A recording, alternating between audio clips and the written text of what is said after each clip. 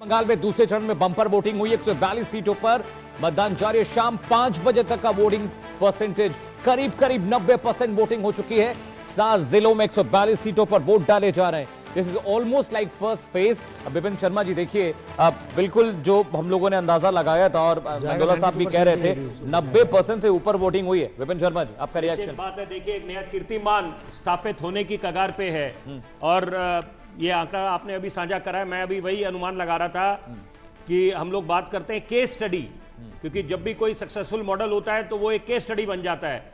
तो यहां पर ये जो बिहार का चुनाव है 2026 का, खासतौर पे ये अपने आप में एक अभूतपूर्व केस स्टडी बनने जा रहा है। उसके पीछे दो कारण हैं कि हाइपोथेटिकली मान के चलते हैं कि टीएमसी बाजी मार जाती है 4 मई को, जो भाजपा बार बार के उनके नेता बोल रहे हैं 4 मई दीदी गई, उसके इतर जाके विपरीत यहां पर टीएमसी बाजी मार लेती है, तो इसके मायने ये होंगे कि पूरा इंडिया ब्लॉक ये बोलेगा कि देखिए सीएपीएफ की इतनी तैनाती थी और सारी ताकत झोंक दी, उसके बावजूद भाजपा परास्त नहीं कर पाए टीएमसी को।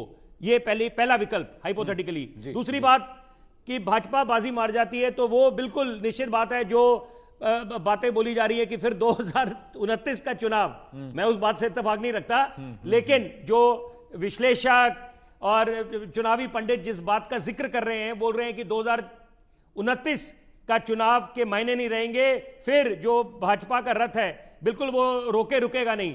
और यूसुफ पठान के बयान ले हाल फिलहाल के, जब गुजरात के ये सिविक बॉडी रिजल्ट्स आए, उसके बाद बोला कि अगले 45-50 साल भाजपा कहीं नहीं जाने वाली, गुजरात गढ़ है। और यही बात देखिए बहुत जरूरी बात है कि इस समय ये जो बंपर वोटिंग हुई है, इसमें अगर हम लोग न्यूट्रल कमेंटेटर्स की तरह बैठे हैं और आंकलन लगा रहे हैं, यहां पर जीत ये लोकतंत्र की हुई है। और सबसे बड़ी बात है कि जनता, देखिए अब कितना इनका जोश है कि एक तरफ जो खौफ का माहौल कि जिस तरह की ये कुछ घटनाएं हुई, कालीब घाट की बात करें और फिर दक्षिण 24 परगनास में, और वो जो कुछ क्रूड बॉम्ब जब्त हुए थे, उसके बावजूद जनता का जोश हाई है। और यहां पर हर कोई चाहता है कि ये स्वर्णिम मौका है उनके पास। लेकिन विपिन जी मेरा एक सवाल है आपसे कि वो डर, वो खौफ जिसकी बात बीजेपी कर रही थी कि लोगों को नहीं डरना चाहिए, लेकिन देखिए वो दिख रहा है। वोटर्स से बात हमारे रिपोर्टर्स कर रहे हैं, वो बात करने से डर रहे हैं, वो चेहरा छिपा रहे हैं, वो कैमरे से भाग रहे हैं। ये खौफ तो है।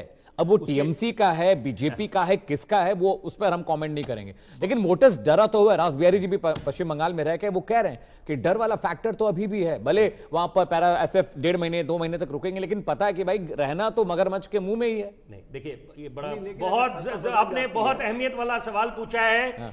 इसके दो पहलू हैं अमित जी, इसके 2 पहलू हैं। देखिए एक होता है कि कई लोग ऑन कैमरा बात करने से झिझकते हैं, तो यहां पर कोई नहीं आना चाहेगा बिल्कुल ऑन कैमरा बोलने कि आपने किस आधार पे वोट दिया, या जैसे कोई बोले आके खुल के कि ये बदलाव चाहते हैं, तो इसका मायने सीधे वो टीएमसी से खफा है, तो कोई नहीं चाहता कि वो सार्वजनिक करें।